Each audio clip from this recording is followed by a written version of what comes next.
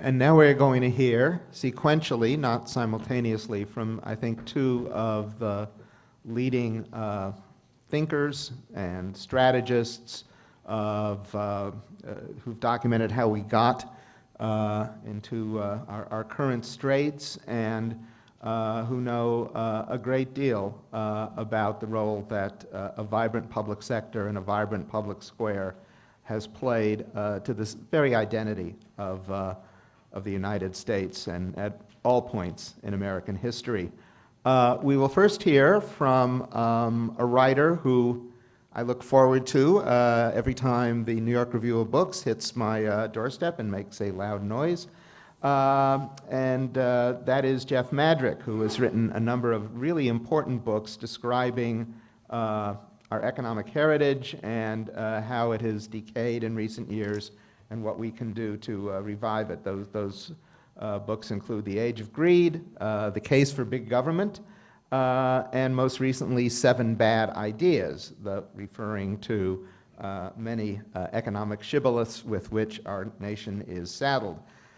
Jeff is the director of the Bernard Schwartz Rediscovering Government Initiative at the Century Foundation, and I'm delighted that he joins us this afternoon. Jeff Madrick.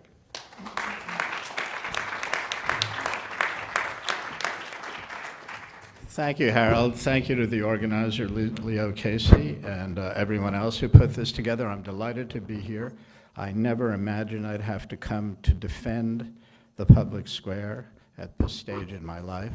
As a protester against Vietnam in the late 60s and early 70s, I thought we did it all by then, and the world would remain favorable to the poor, favorable to blacks, favorable to human rights in general, and may even have passed one day an equal rights amendment that included women. Of course, that didn't happen even then.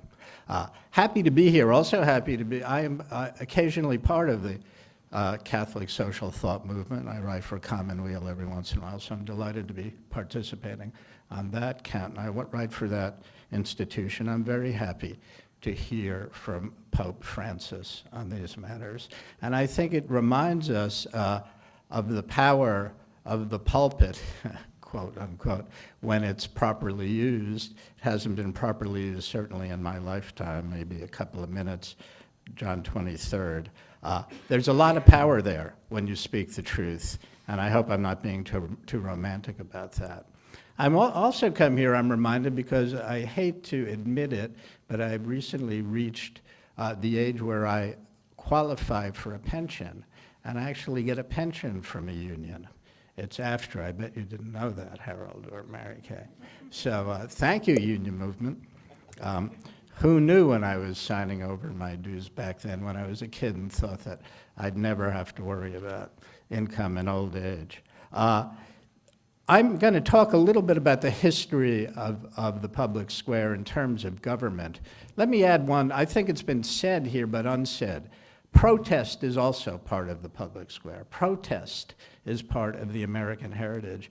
And I think while we are now living with protest, there were 30 years or so where protest was pretty meek and mild in America. And one of the reasons was, and it's not very well remarked on, the new strategies developed by the police forces in the great anti-crime age that began, I suppose, with Ronald Reagan and continued in our town, New York, that is, through Giuliani and right through Mike Bloomberg, really. And I hasten to add Bill Clinton's anti-crime package in the 1990s. So let me correct one thing that Harold said. Occupy Wall Street was a first movement that had no second movement. But the truth is, Occupy Wall Street had a second movement. It's Mary Kay, for example. It's all the protesters who exist now who are much more clear about their objectives. I was a little bit involved with Occupy Wall Street as an advisor to young people and an encourager. And I saw firsthand occasionally the tactics of the police force, which went largely unnoticed, I think, or the worst of them went largely unnoticed. So they were fighting. It was a public square. It was known as Zuccotti Park. It was a classic public square. Not well organized enough, maybe didn't carry on enough, but I think it lit a match So I'm always defending them. Let me make one important point. They should be defended. You agree, Harold, I'm sure. Let me make one important point. The public square has always been an ideological battle in America. It has never been easy, and keep that in mind as you go ahead. Thomas Jefferson favored big government occasionally. He made the Louisiana Purchase, for example. But he opposed big government when it came to making improvements that might, infrastructure that might improve the economy. Now, eventually he came to adopt a road policy, but even that never happened under Thomas Jefferson. On the other hand, Thomas Jefferson adopted regulations that made the acquisition of land by non-rich people, relatively poor people, much easier to do. One of the most important of his legacies was land regulation that went all the way back to Virginia. What I'm trying to say, and I can go on with a long litany of all the activities of government that made this economy possible. But there may be no democracy without a public square, but there's no great American economy without a public square. Jefferson was an example. He was a divided person. Hamilton was a divided person. Favored tariffs and industrial policy. Jefferson's party built the canals in New York State and in various other states because Jefferson wouldn't do the job himself. Henry Clay and Calhoun wanted public improvements badly, kept up political pressure to get them, and they were defeated time and again. But we got the canals. We eventually got the railroads. Most important, we got public education, which has been talked about here. By 1850, America was spending more per kid of K through 6 age than any other nation in the world except Prussia, and had a higher attendance rate of that age population. America was 60 years old at that point and created this primary mandatory education system that was free. For a while, tuition was charged in Massachusetts, and they actually got rid of the tuition and said, we're going to pay through property taxes. It was a progressive tax, the first progressive tax. The railroads developed. Often forgotten are the sanitation systems, which never would have developed without government, needless to say, but cities never would have developed without the sanitation systems. If we didn't have cities, I doubt we would have gotten the growth we got. They were great marketing devices. They were great devices of culture and innovation and demand, ultimately. And Jane Jacobs is the great historian of the cities, I think. We built the high schools. Nobody who signed the Declaration of Independence or created the Constitution in 1789 put in that government should build the high schools. Government built the high schools. They built the roads back early on in the automobile age, before the highway system. They were already participating in technological investment in research and development. The first major sanitation program was developed by an Army chemist, reminiscent, of course, of the internet 50, 60 years later. The point is this: government developed the infrastructure, the public goods that were necessary to make this economy work. To say we must share this, to say it should be a partnership, misses the point. It's like talking about a basketball game without the basketball. Government and the public square is the basketball. You can't go on without it. The reason we think a little bit that it's a partnership, and indeed the public square and government is the lesser partnership, are the bad ideas of economists. This notion of public goods that's practiced not merely in the right wing of the economics mainstream, but the left wing, the Samuelson wing of the mainstream economists. They argue government is there to fill the blanks that corporations won't fill because, quote unquote, they can't internalize social goods. Baloney. Government is its own animal with its own vision. If government weren't there, it doesn't mean private sector would have done what we had to do. Doesn't mean private sector would have built the canals. It doesn't mean we would have created the great technical universities. Let's get over this. Government is its own animal, and the public square drives that animal, because through the public square we begin to understand our needs. All along, there were ideological impediments for all of these achievements. We know the New Deal was not as wildly popular as it is in some circles today. We know FDR wanted health care and he couldn't get it. Truman wanted health care and he couldn't get it. We again went to a mildly conservative public attitude in the 1950s that was broken again in the 1960s. We returned to that attitude, which has been intensely anti-government and anti-public square since the 1970s. It's been extremely deleterious to our social health, our democracy, and our economic health. We have big problems. The myth is this, that big government is bad for economic growth. It is not supported by the evidence. High taxes do not, and I am quoting mainstream economists indeed. Four of us, three colleagues of mine who are mainstream economists, Lane Kenworthy, John Bakia, and Peter Lindert, all from reputable schools, and myself are writing a book called The Myths of Government. High taxes don't deter economic growth. Big government does not create so many so-called deadweight losses that it deters economic growth. When you do cross-country comparisons, you find that Europe's social net, what they spend on, is very conducive to growth. For example, family-friendly policies, or I should say, family leave policies. A myth, then, the myth that big government is bad.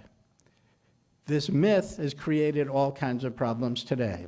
We refuse to stimulate this economy adequately to get it growing rapidly again. Nothing would be better for us than rapid economic growth and some inflation right now. The myth of big government, the dominance of self-imposed austerity, these absurd limits we've placed on ourselves, where you read an analysis, I read an analysis yesterday because I'm working on this, about the new expansion of home visitation programs for poor kids. And in the Brookings Institution report, which favored it, it said, we know funds are limited, talking about America in general. Are they really limited?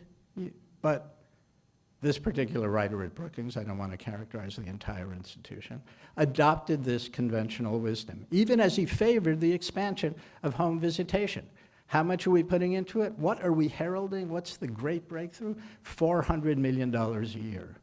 My own view is we need, the biggest moral stain in America is child poverty.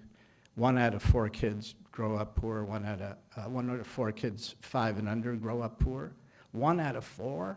25% of kids grow up poor, and we have incontestable evidence of how damaging this is, and relatively new evidence that their brain architecture is affected by being poor.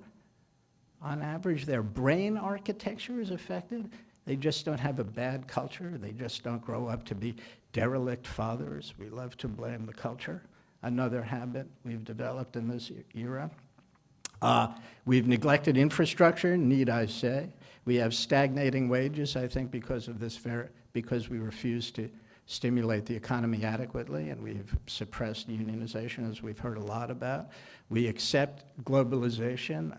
We keep getting reports from the CEA about how important free trade is. I am not an anti-free trader, but every time we sign a free trade agreement, we better knit, or shall I say, embolden and make more liberal and generous the safety net, because free trade means there are losers. There aren't only winners, and we better take care of those losers, and we haven't been adequately.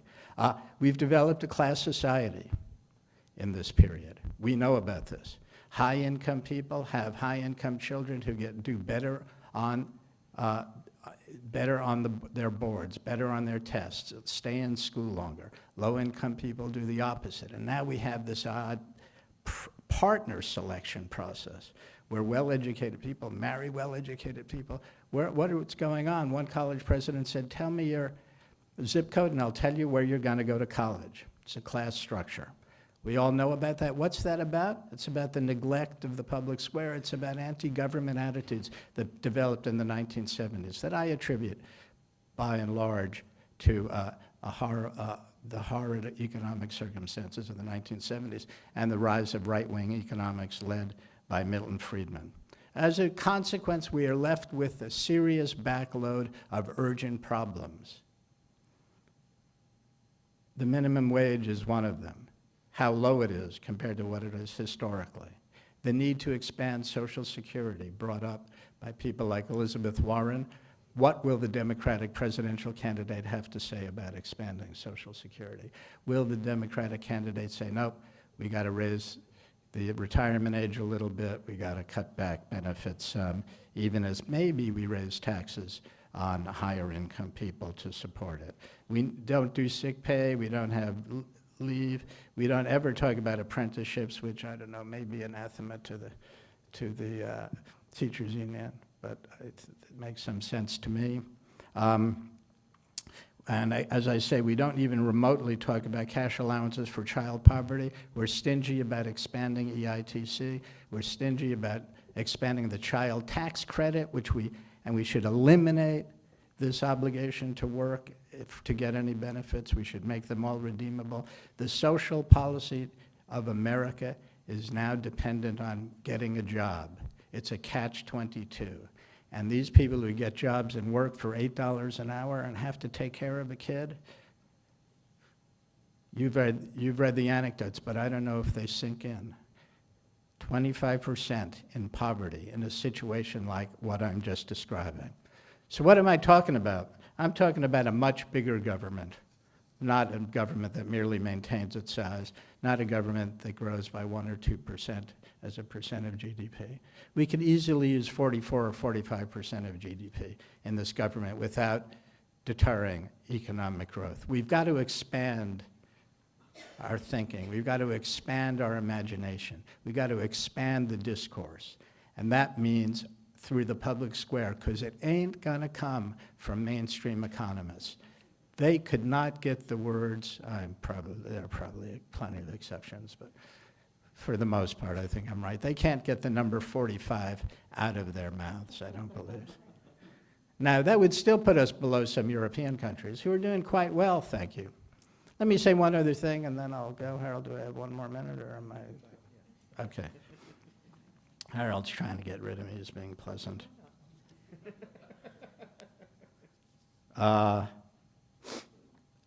Some of the rhetoric of the left, I may make some enemies here, very quickly. Some of the rhetoric of the progressives, or maybe the left of center Democrats say, disturbed me a little bit. I don't like the words families first. I don't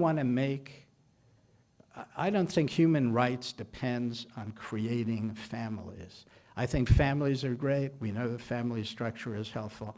But let's worry about human rights even if you're not in a family. At least the EITC has expanded to single person households. We got to get away from that idea. I think it's pandering to the right.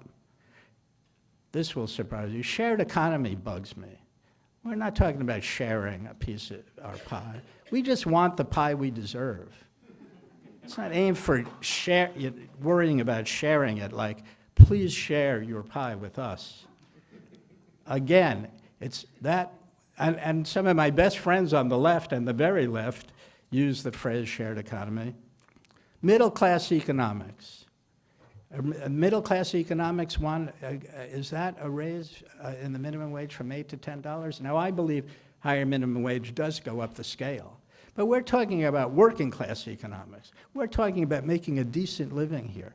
Yeah, the middle class has hollowed out. We got to worry about that a lot. But let's not only worry about it. It's the only words I ever hear coming out of the president's mouth. And one last thing, equal opportunity. It's the favorite phrase of the left and the right.